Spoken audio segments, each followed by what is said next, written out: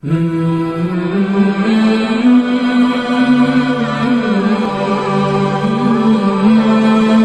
أيها الإخوة،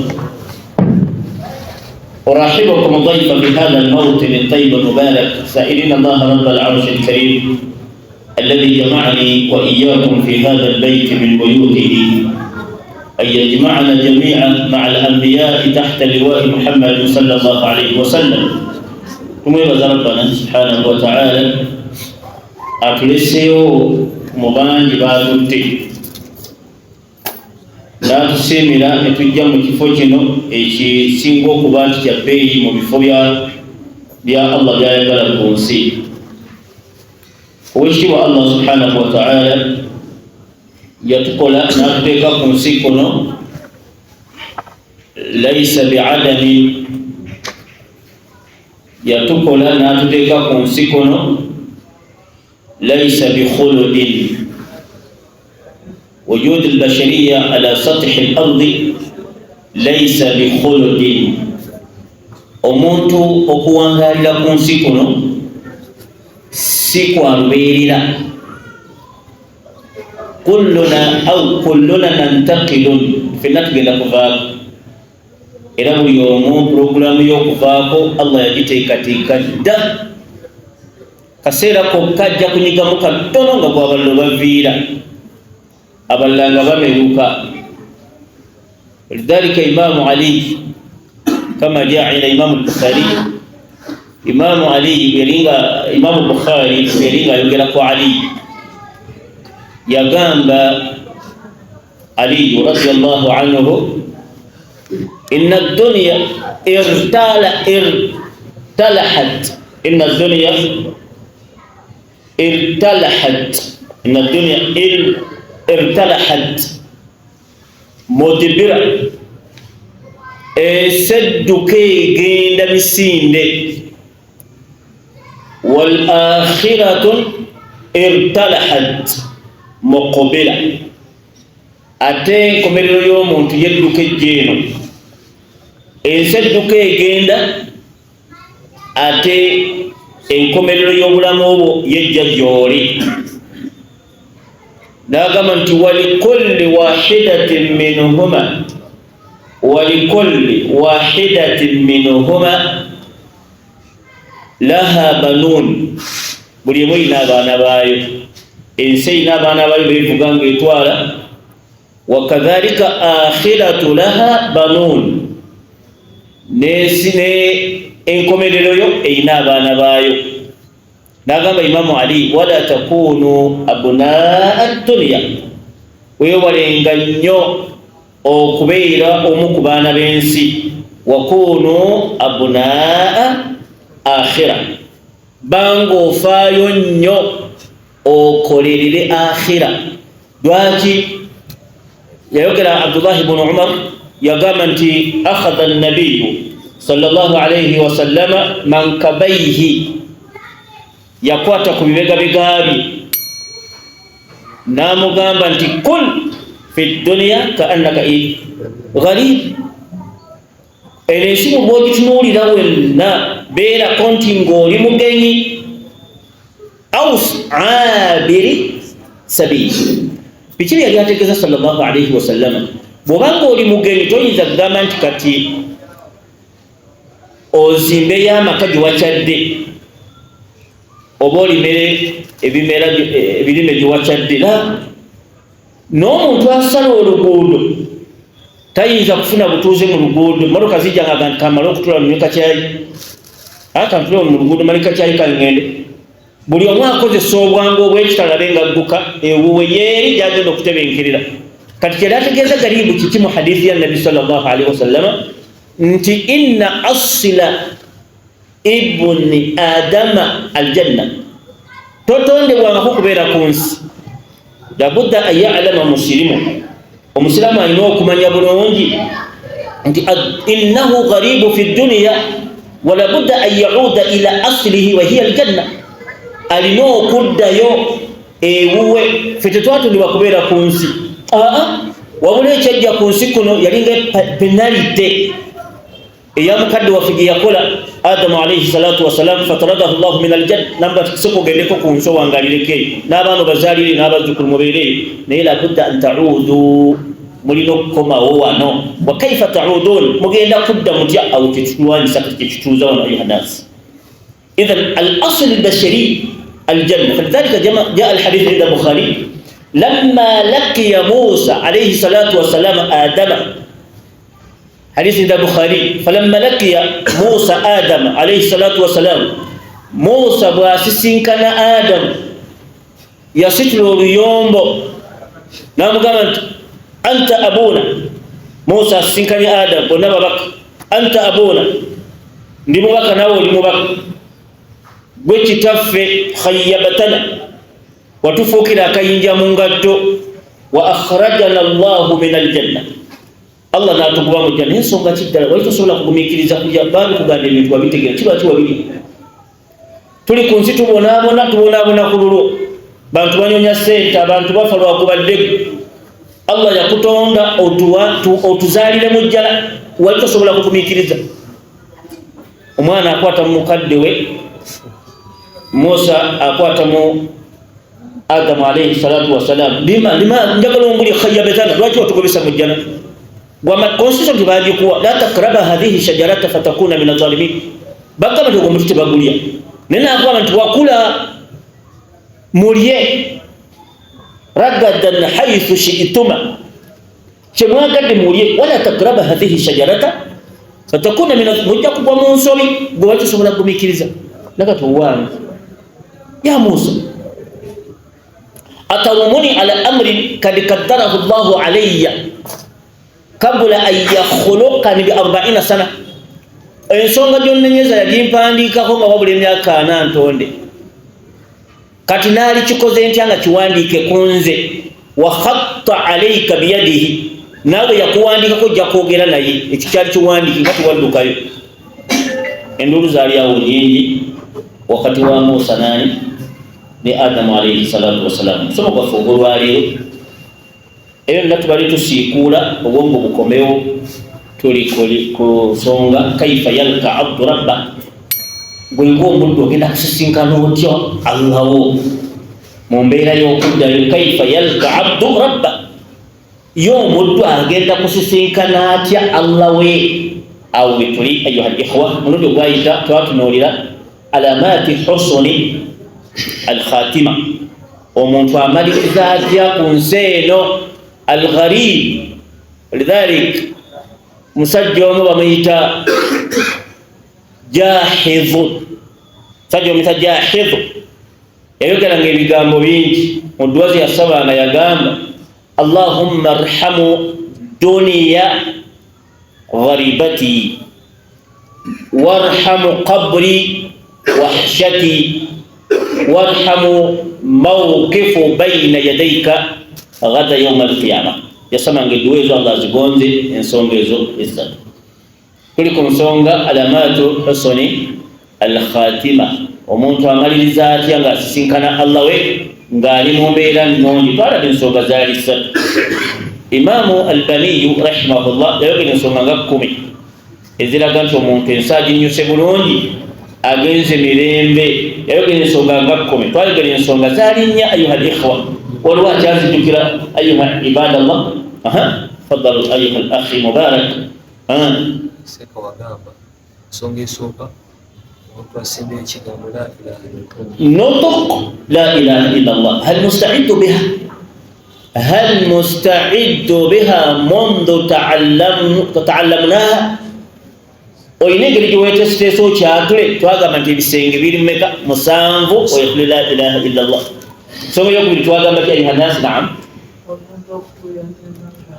birrashihi mawti birrashihin jambai singa omuntu atuuyana navamu entuuyo balumutwala nga sahaba ayitibwa Buraida bwe yalaba muganda we ng'ali mu nsi eyitibwani bi Khurasani twagamba Khurasani kitegeeza amakulu abiri ettaka eritabala kantu konna oba ensi ye India Iran ne Afghanistan ne Middle East akatunga konna bakayita Khurasan giyali netugamba eyokusatu wakitugenda okongereza yokuna fatahallahu lakum jami'an. Naam, singa omuntu afa ku lwokutaano mawutu billailati ljumuati au nahariha, singa Allah akujjula ng'enkya lwakutaano au nahariha oba emisana w'olunaku olwo fakad fuzta ayuha likhwa. Kull hadhihi alamati kad ra'aynaha fi liqa'i sabiqin, twabiraba bulungi liman hadarani eyaliwo au wasala ilayhi ma kana fi muhadara, oba yawulira ebyali mu lekiti eyo ensonga 3 zetwatunulya. Amma eyokuna ofa otya obulungi istishhadin fi sahati alqital, istishhadin fi sahati alqital, senga wabawo okulwanagana nikubeerawo baina almuslimin wa baina mujahidin, abawakani abakufaaru ne wabawo okulwanira eddiini. Wamata ahaduna min haula, omunaafa mu bagenze fakad faaza bimautihi, aba afudde bulungi. Era obulungi obwo Allah yabunyonyola bulungi nnyo, omuntu oyo aba afudde bulungi. Nga baganda baffe abaffe Falastini, wadde nga tebajja direct mu nsonga eno, naye waliwo ekiwa ekitugenda okulaba bwe bayingira. Kufa kwabwe kulungi nnyo mu ngeri y'okuba nti Allah yakunyonyola agamba nti wala tahsabanna alladhina kutilu fi sabilillahi amwata, tokirowoozanga nti amwata ate afudde abeera atya yenyini akyanuko n'agamba bal ahya. Mamana bal, lwaki yagamba nti bal ahya? Yagamba nti wala tahsabanna alladhina kutilu, bwe naawulidde nti gundi baamusse tofunanga endowooza mu mutima gwo amwatan bal ahyaun inda rabbihim.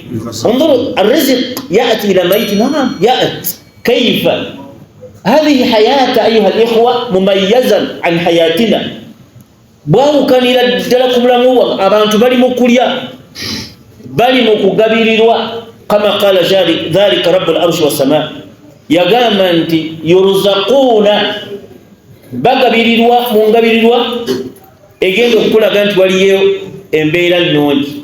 Wala tahsabanna alladhina kutilu fi sabilillahi amwatan bal ahyaa'u inda rabbihim farihina, ate nga basanyufu nnyo. Farihina bima ataahum Allahu min fadlih, basanyufu nnyo kwebyo ebibaweerwa nga bafiiridde mu eyo embeera.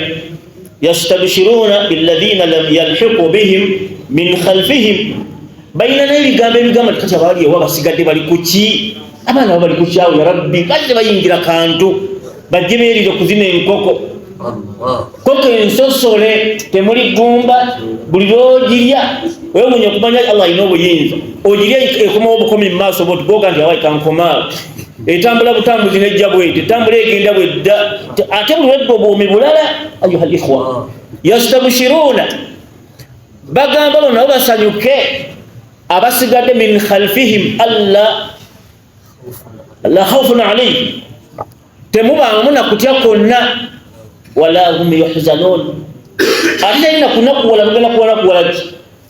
Yastabshiruna bi ni'matin min Allah wa fadl, bayina ebyengira Allah byabawa mu mbeera efaanagana bi. Falidhalika jaa alhadith rawahu Imam at-Tirmidhi wa kadhalika Imam Ibn Majah wa Imam Ahmad bi sanad sahih anna Nabiyya sallallahu alayhi wa sallam qala li shahidin 6 khisal, omuntu afudde mu eyo embeera alina ebintu 6, alina ensonga 6. Yensonga lwaki basabira nnyo abali eno Allah abayisemu eyo embeera okusaanawo kw'obulamu bw'edduniya. Ayuha alikhwa, ensonga 6 nabbi n'azinnyonnyola sallallahu alayhi wa sallam. Ensonga esooka, akabonero akalaga nti muganda waffe agenze bulungi mu eyo embeera, yagamba ekisookera ddala yughfalu lahu min awwali duf'ati dammihi, omusaayi we guyiikira ku ttaka beppa Allah musonyiwa amazambi gonna, tagenda kubangibwayo zambi lyonna eri agenda ng'agenda ewuwe, kubanga nabanga oli yakyadde mugenyi tayinza kugamba toyingira. subhanallah yughfalu lahu min awwal duf'ati dhanbi Allah musonyiwa okuva ettone lyatonye ku ttaka kuno yaghfiru Allahu lahu ekyo kimu. Yaqulu Nabi sallallahu alaihi wasallam nagamba nekirala yura maq'adahu min aljanna bagula wejjana yonna bwe bati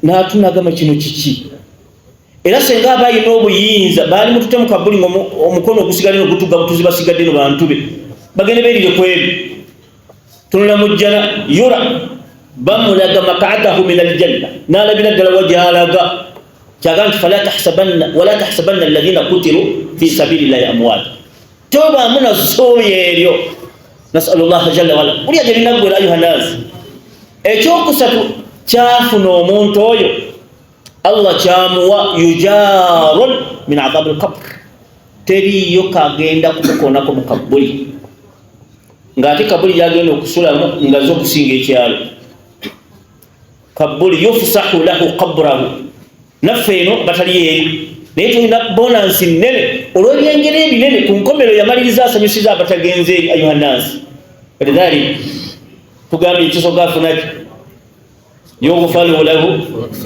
fi awwali duf'ati min dammi asonyibwa okuva nti omusaayi gwatonye ku ttaka ogwo ekyokubiri yura maq'adahu min aljanna bamulaga mayumba gyalaga falidhalika abasinga obungi abantu abafa baseka abantu abo bafa baseka infagambe nti istishhadun erimu ebika byengenda okunnyonnyola biidhinihi subhanahu wa ta'ala ekyengeri ekyokubiri Allah kyamuwa tugambye nti yujaru min adhabi alqabr tagenda kufuna buzibu bwonna mu kabuli songa wansi awo buzibu ayuha nnasi elefeji bakuyiyeke yettaka yavuddeyo seeka nzibu ojja kubikka mu kazikizaabo ate abasinga obungi obuti bateekayo bumeneka nelikutuulako ila yaumiddin teri agenda likusena katani okujjako amalu ayuha nnasi bangi nnyo mukutuka oli ayita akati k'omugogo teekaawo wanyize teekaawo ne bayita ebyayi ebyayi biyinza okuwanira erefu yettaka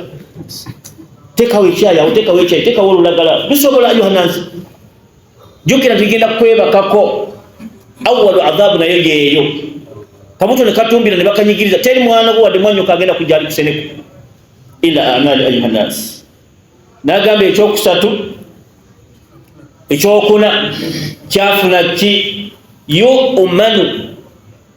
yu'manu min faz'il akbar tagenda kufa kubaamu kutya kunanga avudde mu kabuli abantu bagenda kutya ogenda kulaba timba ogenda okulaba empologoma ng'epakinze wano naye nga okyali muntu empologoma nga bw'ogitegeera bagiriraana timba waliwo timba gwe tutamanyi Allah yamutonda ali eyo obunene bwe tugenda kumulaba nki teriyo kutya nga lunaku lumuntu agenda kutya lwaki agamba wajia yawma idhin bijahannama bagenda kuleeta omuliro jahannama ayuha al-ikhwatu khayru ma'i bagenda kuleeta omuliro jahannama teriyo atate ne bakutenda lwaki nabbi agamba sallallahu alaihi wasallam laha 70 zimama gulina 70,000 zimaman gulina enkoba emitwalo 7 wa fi kulli zimanin buli lukoba 70 malaika yajiruna hakulika emitwalo 7 buli lukoba kutika emitwalo 7 jisika muliro idha wasalat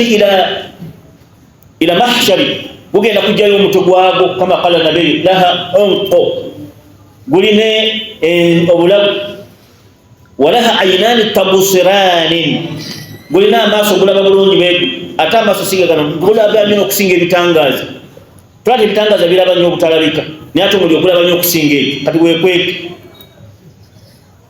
weekweke kaneekweke mugundi bugenda kujjayo ensingo yaabwe eyo nafazi'un kutya ayuha nnasi kubanga tegenda kweca miti ekyokubiri udhunani tasma'ani amatu abiri gawulira walisani tantiq bugenda kujjayo ensingo nti ya rabb thalathata asnafin kama wangu wekitiibwa gwogerera ddala bulungi olulimi lwotegeera njagala abantu babika bisatu mu bbaliro lino lyonna kuva ku adamu paka alisembayo njagala abantu babika bisatu njagala wali mushiriku yakwepankirako musimanya asiba obukomo simanya asiba abalongo eyo na gurupu bagize ku bbali abokubiri mukama wange boba ontegekera nga tonna bakubala muntu yenna mugenda kubeerayo nga service eri etambula bulungi ero wabala service etambula bulungi oyinza okuba mubose ngaoyingira mu sekisa gino esatu abibitibwa muntegeera ogwokubiri almutakabbiru muntu eyalina takabbulu ku nsonga zonna waliwo alina takabbulu wa bulungi walina takabbulu nga Allah yamuwunda bulungi gyatuula awatuula eno awali headquarter y'obukyafu nga nnungi babajambeza olugoye eyo nga naye mweyagaza bulala nnyo waliwo eyagala lwayirimu gyalina mutakabbir waliwo mutakabbiru nga lwa ssente alfaniya wa kullu dhalika ayuha alikhwa dafi'at lilkibri fadhalika qala an-nabi mbaka yagamba sallallahu alayhi wasallam man mata wa lam yushriku billahi dakhala aljanna kama ila imam muslim buli atakola kushiriku yenna agenda kuyingira jana wakati ya rasulullah wa in zana wa salaqa nibili sajja lyali libbi atenga lyenzi wakati haba naloza ntibataulidde namwongera ya rasulullah wa in zana wa salaqa oyo goyogeddeko si mushiriku kituufu naye sajja lyali likabya abakyala babanowaabe nagati tibatawulidde namwongera ekyokusatu ya rasulullah wa in zana wa salaqa nagamba nti naam naye nagamba hadisi yabatiisa nagamba nti man kana fi qalbihi kibr min fikar la yadkhulu aljanna omuntu alina akantu bagita anatom oba minute eri mu mutima gw'omuntu nga kalimu nga kakebuli ejjana agyerabye lwaki olw'ensonga amazambi g'omutima mazito nnyo okusinga ag'ebiyungo olwembaka yagamba sallama la tabagadu temunyigananga wala tanajashu temweseranga nagenda nga ayogera ensonga wakunu ibadallahi ikhwana yali akutiisa ensonga z'omutima nzito nnyo okusinga ez'ebiyungo falidhalik omuliro guno ogenda kuyita ow'okusatu almusawwir buli yakuba ku kifaananyi ekya kamera oba gwe baakikuba bakuba ekifaananyi oba wakikuba tolina woolera bwogenda okusaafiisa esookera ddala n'omuliro yeggwe era tula ng'okimanyiza alhamdulillah ngenda kusaavinga abantu nga bagira kibaba baleerize ngenda kusaavinga mu muliro begugenda okwogera eyo fazi'un gwe bakikuba kugenda okulaba bwatuya n'amannyo n'enjala oba tulagana kulinnya bwe tutuyana lirinde koolo gwe bakikuba eyalina takabbulu oba mushiriku lidhalika yagamba nti yu'manu omuntu ono afuddemu eyo enfa agenda kubeera bulungi min fazi'ihi al-akbar okutya okukonna tagenda kufuna yawma al-qiyama eyokutaano yuzawwiju min hul'i Allah agamba wazawwajnahum bihul'i yagenda okubeera yennyini waliyuwo yagenda okugabira teri yagenda agamba nti malayika eku yagenda omukwasa wanazawwajnahum bihul'i ma maana al-hul'i ekigambo hul'i kiva mu kigambo hawraa kyeki ye muntu omweru ennyo nga talina wadde akabala ate nga yenna yajjula okuva ku mutwe paka wansi kyova nti kunsite kuli muntu bayita hawra ate aliriddewa oyinza okumulaba nga mweru bulungi feesi naye nga akabiina kalinga kabachina kadda munda naye gyali ayinza okubeera nga mulungi naye nga bwakukula akatumbe kalinga omuyini bw'ogira bwakusembera awunyanga akasirabo kakati abo bonna naye nga mulungi mweru taliyo ku nsi gwe bayita hawra ogenda musingana n'ojjana lidhalika Allah agenda kuwa omukyalo oyo mujjana singa obeera ng'ofudde mu nfa efaanagana bwe nsonga ey'omukaaga esembayo yushfa'u 70 insanan min akaribihi ogenda kusonga ku bantu 70 gaga buli gosonga kagenda bugenzi mujjana ngalla tatundire kiki yakola bikasitori gamba nti yogenjagala mu bantu omu 2 3 4 5 bagenda mujjana lwakubadde gwe falidhalik omukyala omu yafiirwa mutabani we bamuyita Nasiba al-Makhzumiya omwana ono bamuyitanga Hubaybu oba bamuyitanga Habib omwana yali alina emyaka 17 musajja oli bwe yava mu ddiini abayita Musailama al-Kadhdhab yava mu busiraamu n'abusuula wali n'abuvaamu n'alangira nti mbuvudde siraamu mbukooye fa arsala rajulaini ila nabi n'atuma abasajja babiri eri Muhammad bagamba genda omugambe nange ana asbahatu nabiyya era kati nze nfuga okuva wano ogenda Najidaani nze nfugayo oba Najidi bw'ofuga eyo Quraish Madina yiwuwo yakugambye ekyo ge mawulire getulese. Faqala nabiyu sallallahu alaihi wasallam laula anna as-safira la yuqtaru, wallahi omutojja mbadde njibajjako. Ambasada tebamutta, ambasada w'eggwanga tebamutta. Senga tekibadde ekyo mwe mbadde mugibwako mitwe n'amawulire gammwe, ensonga ne zigwa ne baddayo. Bwe baamala okuddayo, fakataba an-nabiyyu risalatan yarudduhu, n'awandiika naye ebbaluwa. Kati omwana ayitibwa Hubaybu, erinnya erisinga bamuyita Hubaybu oba Habibu mutabani wa Zaidi. Nabbi agamba nanantwalira ebbaluwa eno eri Musailama, n'agamba ana ya Rasulallah, ana ya Rasulallah. N'amugamba n'ogitwala ng'oli muto nti wallahi sina buzibu ku Busiraamu, nja gitwala. Bw'ogitwalira yo omutegeera nti n'agimuwa n'agitwala. Omusajja oli olw'okubadde yava mu Busiraamu yakimanya bulungi ti abasajja bano bajja mukandula, security yali y'amaanyi mpitirivu nga tatuukikako. Falamma dhahaba Hubaybu birisalati nabi, mawulire gagamba nti yagiwandiika nabbi, yagiwa Ali, yagiwandiika gegamba, baluwa yali egamba assalamu ala man tabaa alhuda wa shahida an la ilaha illa Allah wa anni rasulullah aslimu taslim. Baluwa egamba mi Muhammad sallallahu alaihi wasallam ila Musailama, egamba nti assalamu ala man ittaba alhuda, omuntu awangala bulungi nnyo, agoberedde obulungamu, abeera bulungi nnyo. Wa shahida anni rasulullah, wa shahida la ilaha illa Allah wa anni rasulullah, n'akakasa teri yasinzibwa mu butuufu ddala okujjako Allah, nange ni mubaka wa Allah. Aslimu taslimu, siramu kaddayo mu busiraamu wo obeere ofune emirembe. Baluwa n'agiwa Hubayb mutabani wa Zaidi, n'agenda. Kiki enjagala omuntu afudde mu eyo embeera alina omugaso munene eri famire ye. Bw'atuuka wali ne bamukwata bamuzolagawo, bakute mutegedde ali Hubayb oba Habib, n'agamba nti ila Musailama. Musailama bw'amala okuva mu Busiraamu abantu bamukkiriza, amanu bihi, bamukkiriza bayitirivu, ne bababuuza nti abange ala tadruna anna Muhammada rasulallah, naye abange mwe temumanyi ti Muhammadi mubaka wa Allah?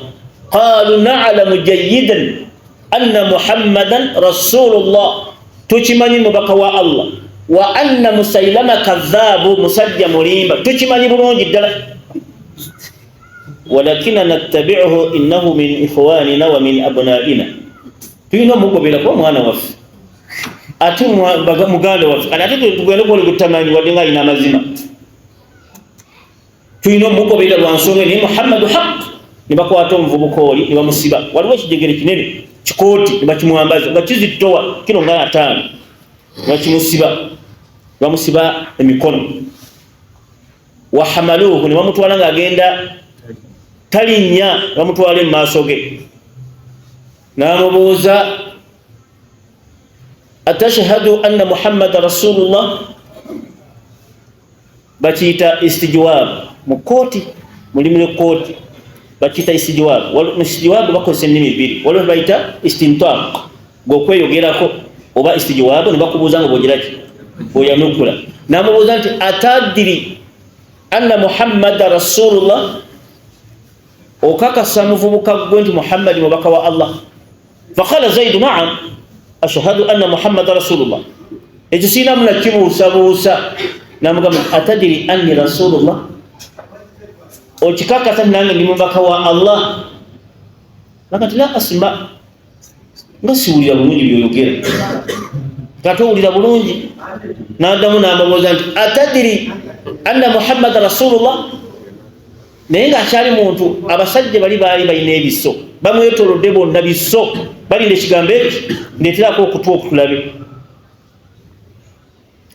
Zaidi n'addamu n'amubuuza, towulidde nti atadiri anna Muhammada rasulullah, okikakasa Muhammad mubaka wa Allah? Qala na'am. Atadiri anni rasulullah? La, mu matu mulimu ebintu ebyakutte, musiwulira kyogamba. Laga tuwamma jangu genda omunsabyeko ekibajjo ono ekinnya mu kiriti. Sajja najja n'akimubaagako bulungi bw'ati, n'akimubaagako ng'atemya, n'akisawo ne kiringita ne kigenda kipaakinga wali kyokka. N'addamu n'amubuuza nti waayi kati njagala obeere nga gwolimu eyo embeera, njagala owulire n'eddiini yo nga yekutta. Olaba oga emitwalo 5 gikulema okujjayo, owulira gikumenya n'obuzibu, kati oyinza okuwaayo omubiri ogwo. Yakuba oluyiri muno oddamu n'oga nti okyali mbaka wa Allah, Muhammad mbaka wa Allah, wekyamujjukira. Oli akuba oluyiri muno kalokamenya nogijja ng'alidde kamulali. Noga nti namugamba atadiri anni Rasulullah, namugamba nti la asma.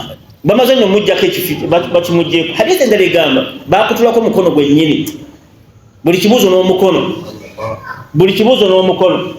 Era baseka bangi abasomesa Zaid tamulako nga takaabi. Musajja mwana bamutta obi ate nga muto Zaid.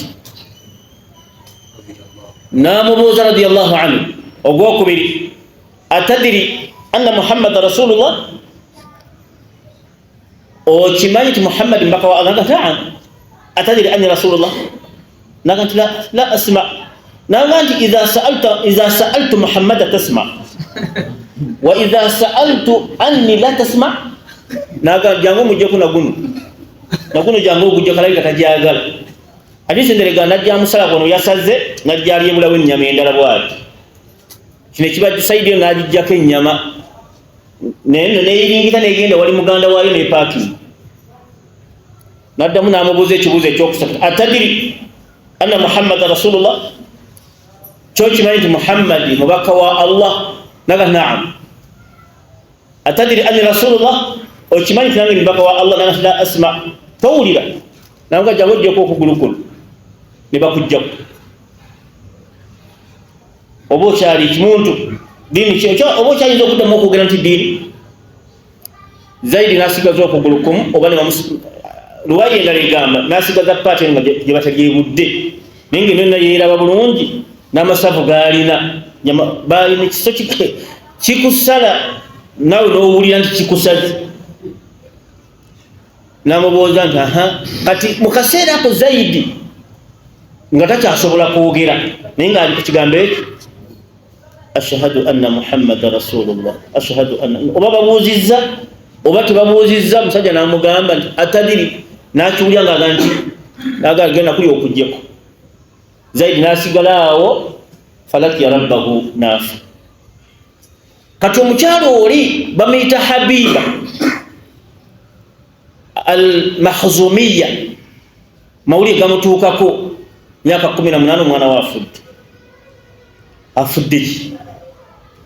Musajja oli yayingidde yavudde mu Busiraamu amusse, n'agamba nti alhamdulillahi alladhi arsala Muhammada. Uli omukyalo, alhamdulillahi alladhi arsala Muhammada wa ja'alahu sababa li istishhadi ibni. Allah ngoli mulungi yatuma Muhammad n'afuuka ensonga omwana wange n'afuna shahada. Alhamdulillah. Lwaki? Ku bintu 7 bagenda okusabira mwama we yagira bulungi nti automatically ejana girimu ki agiri munda. Walhamdulillahi rabbil alamin.